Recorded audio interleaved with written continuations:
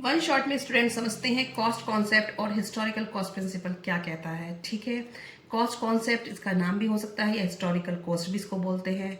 According to the cost concept an asset is recorded in the books of account at the price paid to acquire it and the cost is the basis for all subsequent accounting of the assets.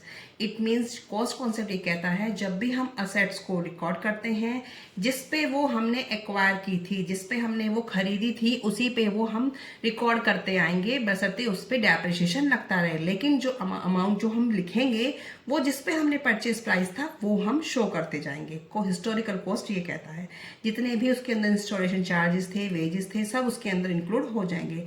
asset is recorded at cost at the time of its purchase but is systematically reduced by charging depreciation।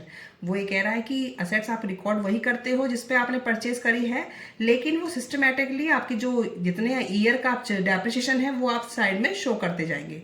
The market value of an assets में changes with the passage of time but for accounting purpose is continuous to be shown in the books of account at its book value. वो कह रहा है market value बेशक उसकी change हो जाए, passage of time जितना बीतता जाएगा उसकी वैल्यू चेंज होती जाएगी, लेकिन हम अपने अकाउंट्स में उसकी बुक वैल्यू पे ही शो करेंगे लेस डेप्रिसिएशन।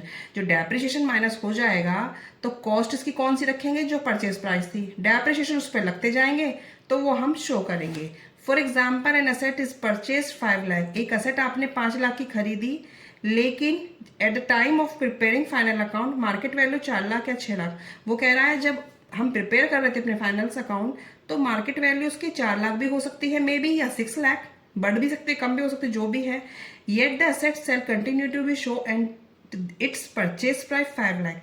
तो कह रहा है कि जब हम अकाउंट्स में शो करेंगे अपनी असेट्स को तो हम उसका परचेज प्राइस ही दिखाएंगे 5 लाख, डेप्रिसिएशन हम लेस करेंगे, उसके बाद बुक वैल्यू शो हो जाएगी। ठीक है, तो हमें ये याद रखना है जब भी कोई असेट हम परचेज करते हैं उसकी हिस्टोरिकल कॉस्ट को ही शो किया जाता है, बशर्ते साइड में उसका डेप्रिसिएशन हम लगा के दिखाएंगे। ठीक है।